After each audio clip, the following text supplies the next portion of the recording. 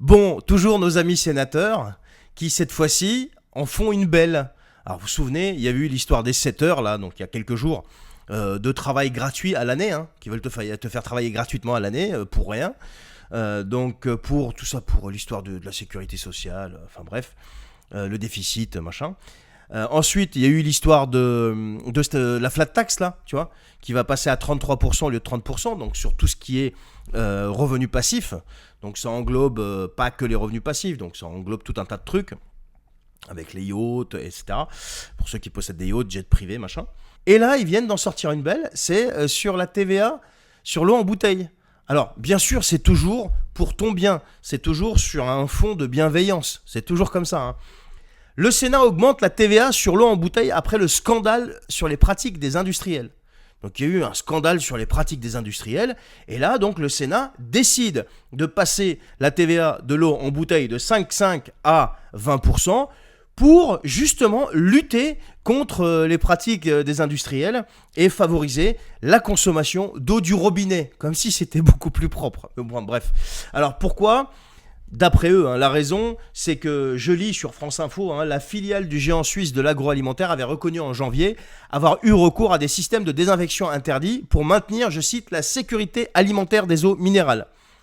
Et des révélations relayées par la presse qui ont braqué les projecteurs sur les pratiques industrielles du secteur, conduisant notamment le Sénat à lancer au début de l'automne une commission d'enquête sur le sujet, visant notamment à enquêter sur l'utilisation de procédés de filtration interdits.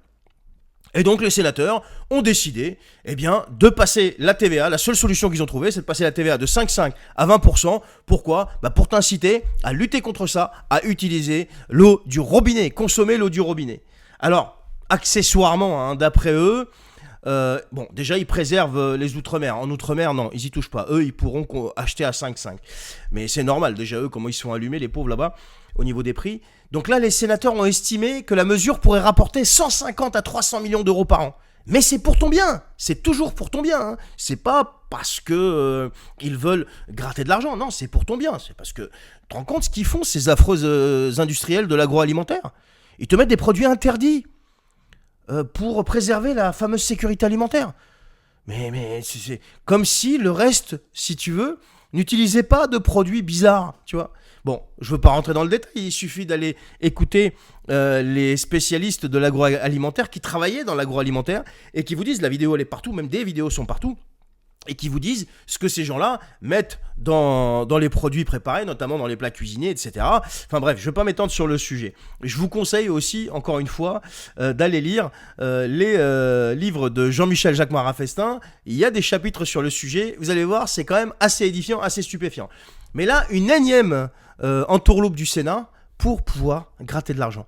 Mais en attendant, c'est qui paye ? C'est pas les industriels de l'agroalimentaire, c'est toi. Donc la TVA sur l'eau en bouteille va passer de 5,5 à 20%. Affaire à suivre, c'est pas totalement fait encore. Mais bon, s'ils l'ont voté au Sénat, c'est que ça va passer. Allez, bonne journée.